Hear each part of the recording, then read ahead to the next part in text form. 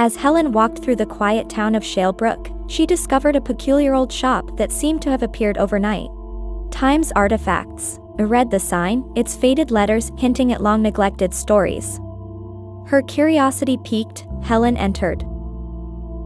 An old grandfather clock stood in the center of the room, its pendulum swinging lazily. The store's proprietor, a frail old man with silver hair, introduced himself as Mr. Wren. What can I do for you, dear? I'm intrigued by this clock. There's something captivating about it. Mr. Wren nodded. Ah, the clock of eternity. It doesn't just measure time, it answers one of humanity's most pressing questions. What is the purpose of our existence? How can a clock answer such a question? By granting its owner eternity. You mean it makes one immortal? Precisely. But with a condition. You'll need to carry this special key on your person all the time. He held out a delicately ornate key.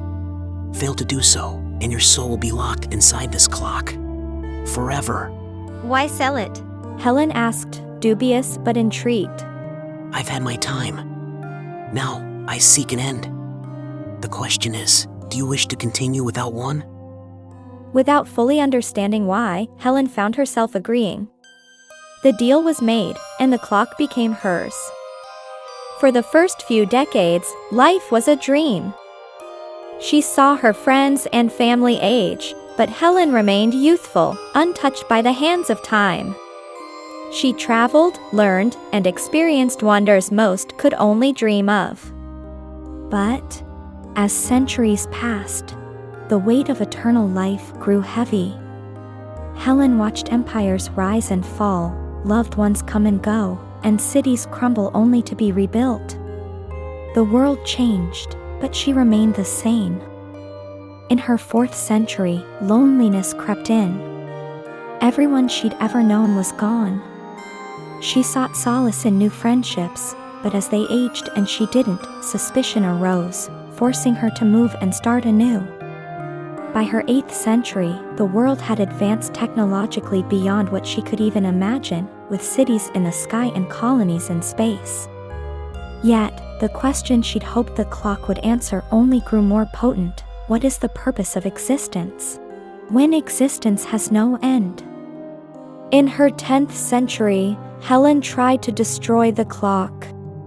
She threw it off cliffs, submerged it in the deepest oceans, but it always returned intact.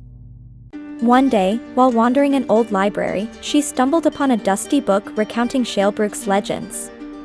One story spoke of a clock granting eternal life and a warning. To break the chain of eternity, one must return to where it began. She made her way back to Shalebrook, the town seemingly untouched by time.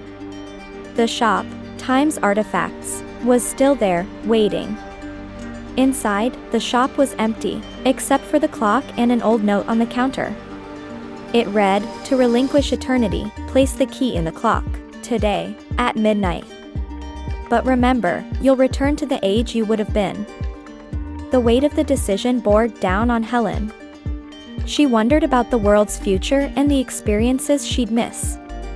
But the pain of outliving everyone she'd ever loved, the solitude, and the unanswered question of her life's purpose, made her choice clear. As midnight approached, Helen placed the key into the clock. The pendulum stopped, and the once relentless march of seconds ceased. The world outside carried on, but inside that shop, time stood still. Helen felt a rush of memories, every moment she'd lived in her 1,000-year existence. And then, a profound peace.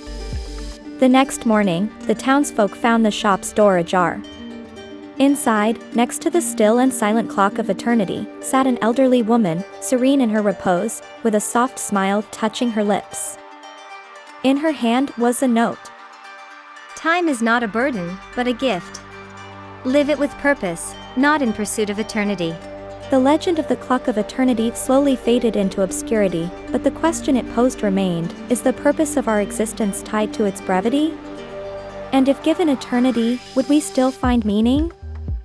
In Shalebrook, the clock stands as a reminder that sometimes, the greatest gift is the fleeting nature of time itself.